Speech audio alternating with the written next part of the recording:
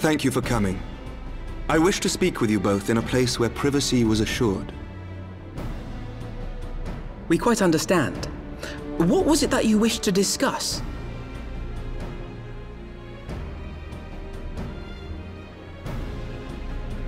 With my father's passing, the seat of the Archbishop lies vacant. And so, in accordance with canon law, I have assumed his responsibilities. I should stress that this is a temporary measure.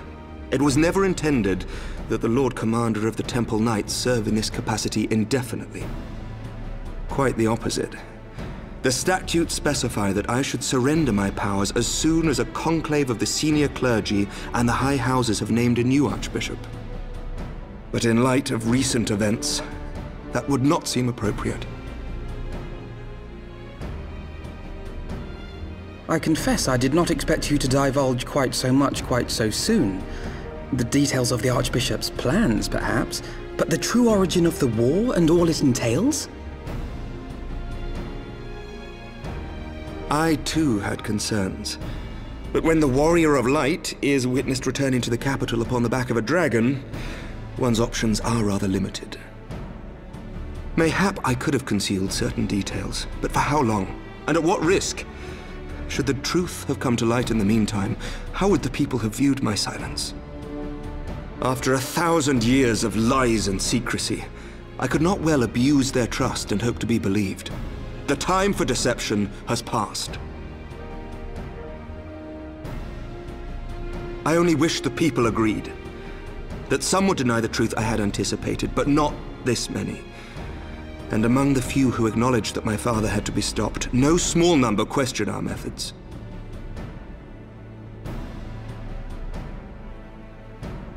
If they suspect a coup, it will not be long before some turn to violence. It has already begun, and that on both sides. Men and women of the cloth are being harassed in the streets. Some have even been assaulted in the Broom. Hilda and her people have formed a watch to help us maintain order, but such measures will not prevent the unrest from spreading. For all our talk of peace, the people remain frightened and confused. For their sake, we must bring the Dragonsong War to a definitive end.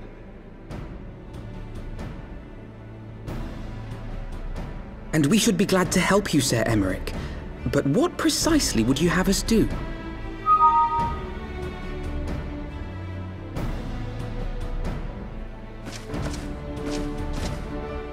We wish to treat with the dragons of XIV. To that end, I would trouble you for an escort and an introduction.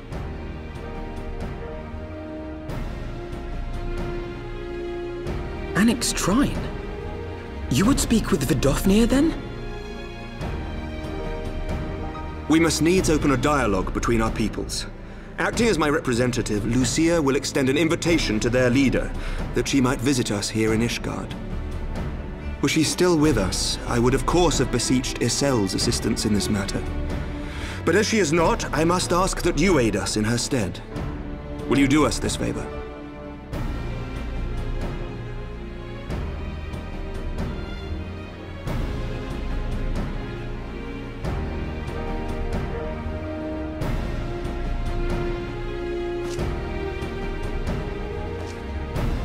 Thank you, my friends. Lucia, I leave the rest to you.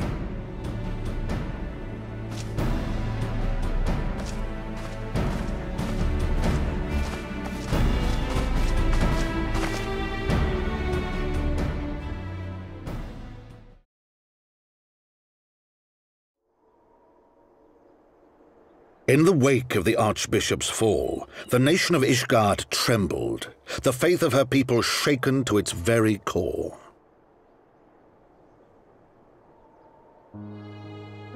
For 1,000 years had they fought and died, certain of the justice of their cause, only to be told that their holy war was born of the sins of their forefathers. What then for those brave men and women, thus stripped of their righteousness but to despair, to deny the truth and decry its speakers?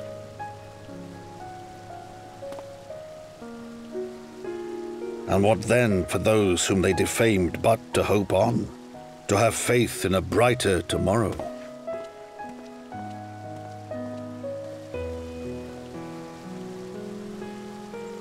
A tomorrow in which man and dragon might live together in harmony, then as distant as the very stars in the heavens.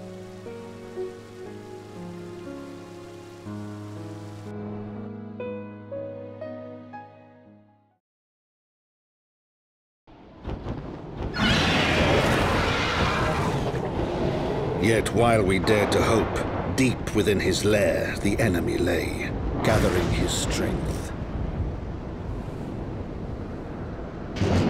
Nidhogg, now possessed of his 2 eyes and the body of the Azure Dragoon, prizes to which he had laid claim at the very hour of the hero's triumph.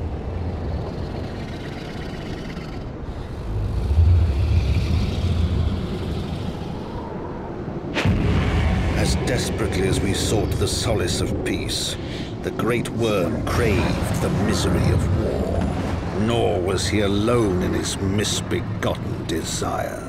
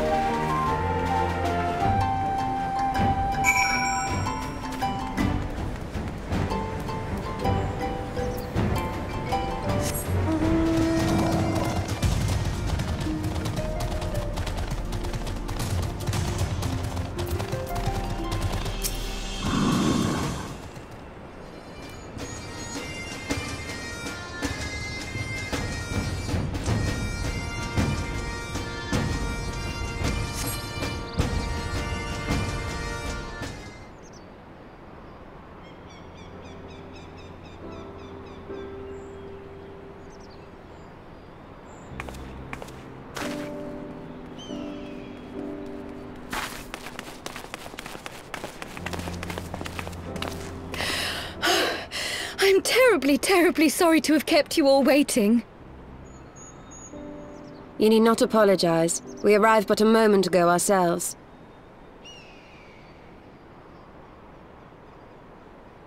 Pray, allow me to introduce Kryle, who has recently come from the Sharlayan motherland.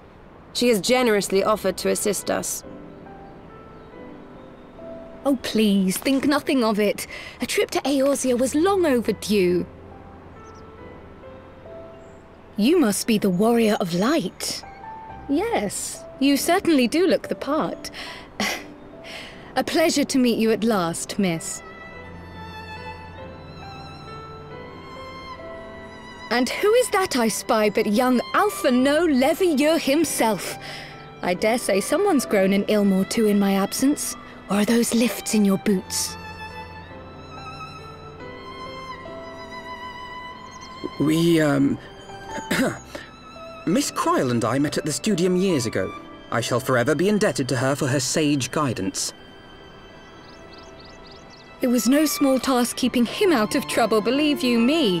The youngest ever to enter the studium, him and his sister, 11-year-old prodigies.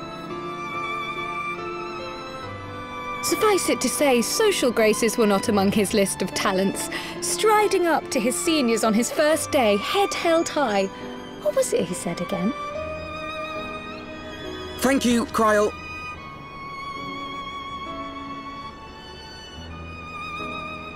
For what? I haven't finished yet. Would you care to attempt a more dexterous deflection? Mayhap we should save this delightful conversation for a more fitting occasion, when pressing matters do not demand our undivided attention. A bit much, but better. I can tell you have been putting your skills to use here in Eorzea. Henceforth, I trust you will dazzle me with your eloquence at the first time of asking.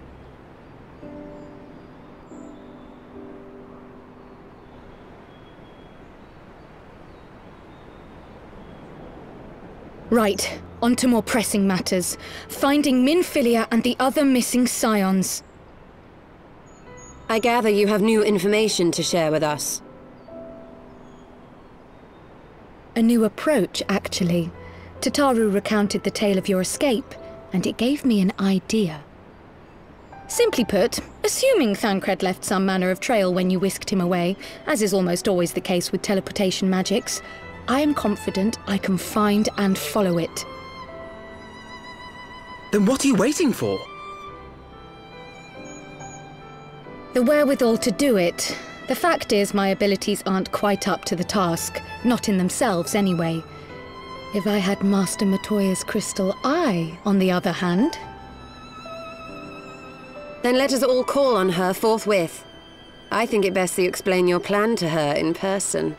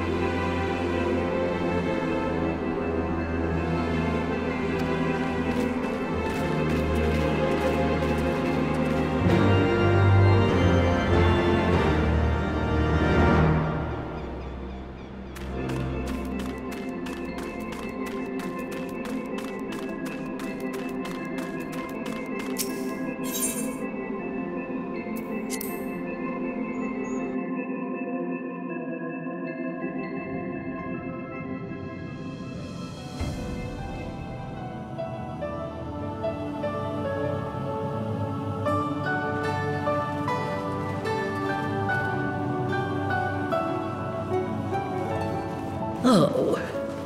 Is that trouble I smell? Or did you forget to wipe your boots on the way in? Forgive us, Master Matoya. We will be sure to wipe them on the way out. And may I say how glad I am that age has not yet deprived you of your senses. Ever so quick-witted, aren't we? To the detriment of your manners. Well, out with it then. What do you want?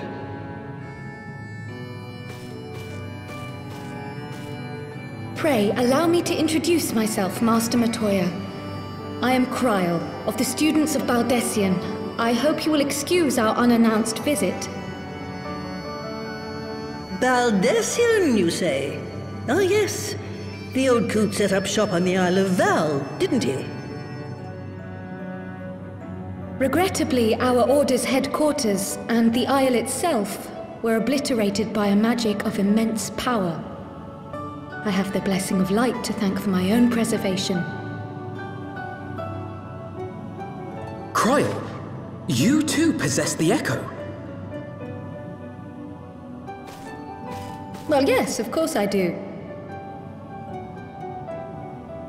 Our Order is devoted to uncovering the mysteries of Hydaelyn and interpreting her will, particularly through the study of her gift to us. It was in the course of these studies that I met and subsequently befriended Minfilia. She and I have rather a lot in common. I had no idea. You weren't supposed to. Not that I wanted to deceive you, you understand, but precautions had to be taken. Yes, yes, that's all well and good, but you still haven't told me why you're here. The students of Baldessian are gone, and there is naught I can do to change that. But the scions of the Seventh Dawn can yet be restored, and my dear friend found. You have in your possession an ancient crystal of light, one you call your crystal eye. I believe I can use it to focus my abilities and locate one of the missing scions. And there I was, thinking you might want to make use of my years of experience. Oh, wait here.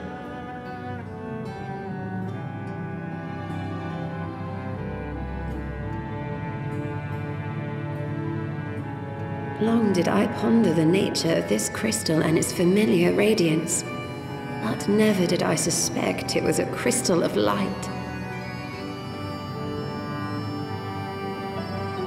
On the cusp of an umbral calamity, souls blessed with the power of the Echo invariably appear. To aid these, her chosen warriors, Hydaelyn bequeaths to each a slither of her strength in the form of a crystal of light. But as her strength wanes, so too does the potency of her gifts. This crystal, born of an earlier era, is infused with a power far greater than those of this age. You could travel the length and breadth of the land and not find a crystal even a fraction as pure.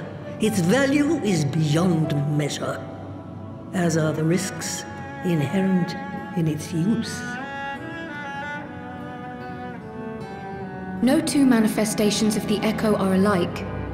I, for example, can converse with beings of every shape and size, excepting beasts, contrary to what others would have you believe. Language has nothing to do with it, of course. Rather, I am sensitive to the whispers of the soul. Their intent, their very essence even, the traces of which serve to guide the elementals to Y'shtola. Far-fetched though it may sound, I believe that with your crystal eye, I may be able to pick up where they left off and follow the remaining trail to Thancred. That is, if I have your permission.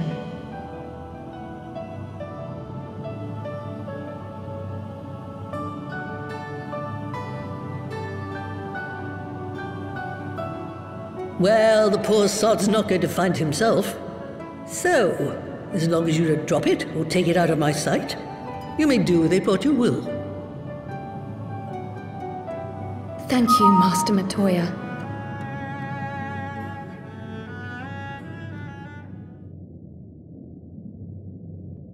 Then let us begin.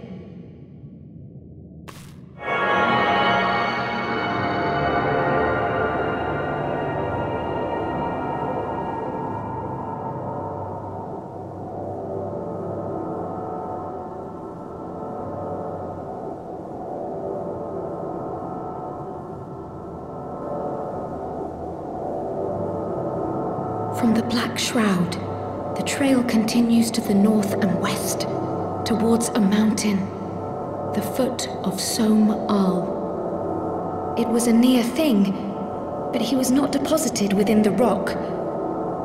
I think.